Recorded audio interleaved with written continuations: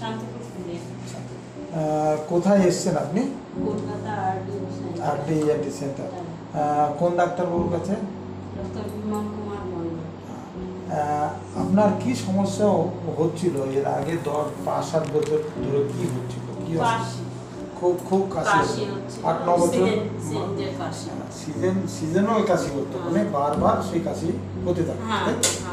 এবার কাশি হওয়ার পরে লোকাল চিকিৎসা করলে কিছুদিন থাকতো, আবার 2 মাস পরে আবার হতো, আবার হতো, 3 মাস পরে হতো। হ্যাঁ, এরপরে আপনি কতদিন আগে এখানে এলেন? পুজোর টাইমে ওই সময় আবার কাশি হয়, তখন আসে। তো এখানে আসার পরে ডক্টর বিমল কুমার মন্ডলের কাছে আসার পরে আপনাকে কিছু ওষুধ দেওয়া হয়েছিল। সেই ওষুধের পরে কতটা কমলো?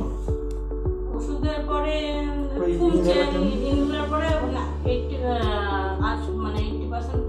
80% মোটামুটি কমে গেল। তারপরে আপনাকে পরীক্ষা করা হলো, পরীক্ষা করে দেখা গেল যে আপনার অ্যালার্জিক ফ্যারেঞ্জাইটিস হচ্ছে।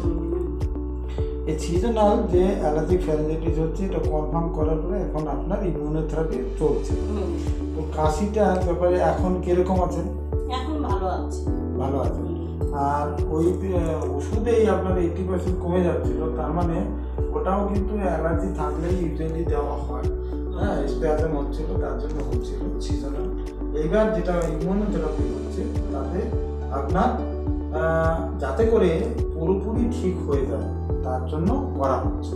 এবং এখন পর্যন্ত আপনার মোটামুটি 9টা হয়ে গেছে, আরও 6টা হবে।